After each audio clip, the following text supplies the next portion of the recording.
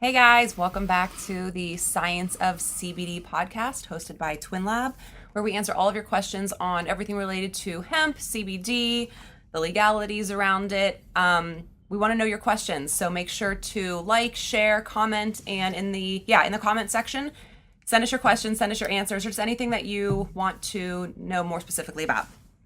All right, so today, this is really exciting. Today, I am joined by Carl Germano. Welcome, Carl. Oh, thank you, Suzanne. How was your pleasure to be here? Travels in? Good? Couldn't be better. Beats the cold weather in New York. I can't imagine. Yes, it's very cold in New York and warm here right now, so we're in Florida. But Carl's a board-certified clinical nutritionist. He holds a master's degree in clinical nutrition, has over 35 years of experience in product development of all types of dietary supplements. Is that right? It's been a long time. And what's really cool is Carl is universally recognized as one of the leaders, one of the leading authorities on hemp, CBD, and the endocannabinoid system. Actually, Carl just wrote a book, and it's very recently published, called The Road to Ananda. And this is a simple illustrated guide on everything related to the endocannabinoid system. So you guys can find out more about his book at roadtoananda.com, and we'll have the link in the comment section below if you guys want to check that out too. So we're going to have a sort of a mini podcast series with Carl where we're going to go through a number of questions and talk all about the endocannabinoid system and CBD and get into the details of a lot of the science that we haven't done in some of the previous episodes.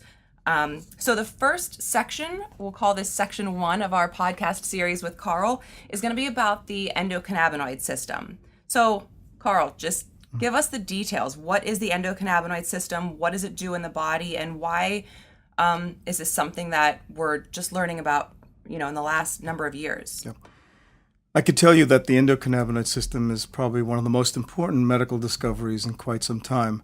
You could think of the endocannabinoid system as the conductor in a huge symphony, orchestrating various parts of this symphonic orchestration. And that's basically what the endocannabinoid system, or ECS, does. It orchestrates various physiological functions throughout the body.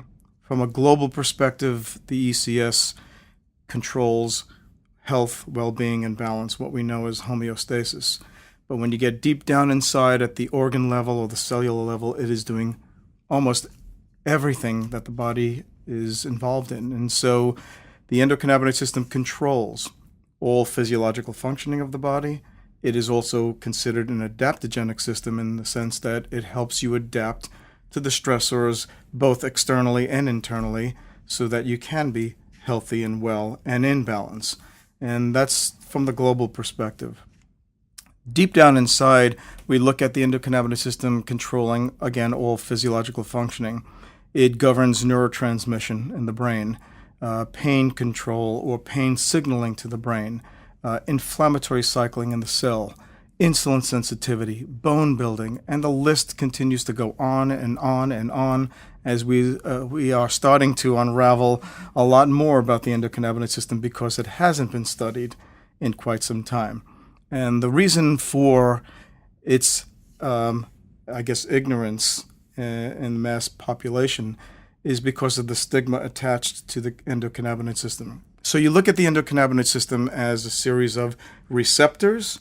These are little doorways in the cell that let information in, that affect cellular function. But when you look at the receptors, they're found throughout the entire body, all over the brain, gut, immune system, every organ, including the skin, that have receptors that accept cannabinoids. So the first question you have to ask yourself, with all these receptors on every single organ affecting all physiological function, the body must be making something to target or influence them. And in the late 1990s, when the endocannabinoid system was discovered, we have discovered that we produce, at least at this point, 2 cannabinoids. So I tell the world, you're going to have to just get over it. Mm-hmm. You produce cannabinoids similar to cannabinoids found in cannabis, and your body feeds off them. And if you don't produce enough, this endocannabinoid deficiency states do exist, and we see it correlated with migraines, fibromyalgia, irritable bowel syndrome, inflammatory and neurological conditions. So we're looking at a system to be reckoned with that has been ignored since the 1990s in its discovery. And Dr. Raphael Mechoulam out of Hebrew University in Jerusalem was one of the lead, I would say, out of all the researchers, he was one of the lead characters, so to speak. And in the book, I have him carved out on Mount Hempmore, along with his colleagues out of the National Institutes of Mental Health that were all involved in the discovery of the ECS. Why haven't we heard about it? Why haven't we been teaching it from high school to college to even medical school? And when we look at a survey that was done by Dr. David Allen in California, less than 13% of all medical schools teach the endocannabinoid system. So you have to say to yourself, wait, something's wrong with this picture. You have a physiological system that's been in your body since the beginning of time, that controls all physiological functioning in the body, and yet it's been ignored. This is like telling somebody for the next 70 years we're going to ignore the cardiovascular system or the digestive system. It just does not make sense. But when you look at the socio-political issues, then you start to put the pieces together. The fact that we produce cannabinoids, that story, and the fact that these cannabinoids keep you healthy is completely opposite to what the government has been telling us about cannabinoids, listing them as Schedule I drugs, all of them, even the ones that are non-intoxicating, as if they were like LSD and heroin. So how could the government tell the story that, oh, and by the way, you produce them and you can't be healthy without them?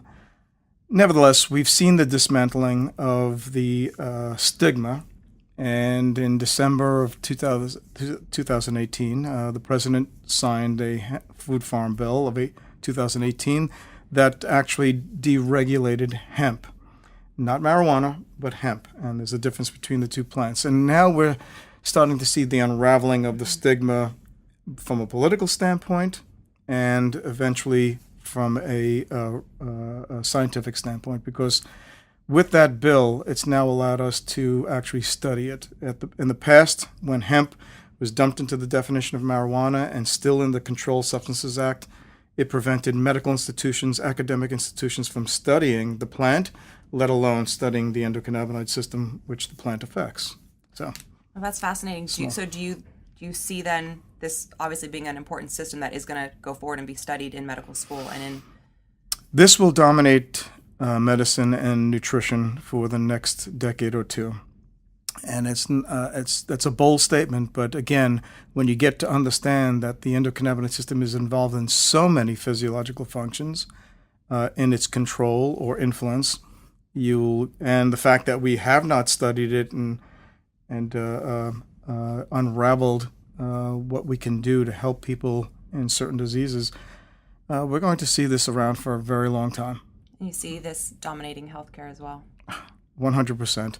As I said, when you don't produce enough cannabinoids in the body, we now know that there are certain diseases that are intimately interrelated with this deficiency state. And so, like anything else we produce in our body, whether it be hormones or enzymes, or there are times, and as we age, we don't produce enough cannabinoids, and that is tied into pain, inflammation, stress, anxiety, insomnia, eye health, bone health, neurological and inflammatory conditions. And so there is not going to be a protocol for any particular disease that's not going to involve the endocannabinoid system or supporting it or nourishing it at some point as the main part of the protocol. Oh, that's fascinating. All right, guys, so you heard quite a bit about the endocannabinoid system, and we're just scratching the surface. So come back to episode 2 of our mini podcast series with Carl Germano, and we're going to learn more about the endocannabinoid system and specifically the CB1 and CB2 receptors. See you guys soon.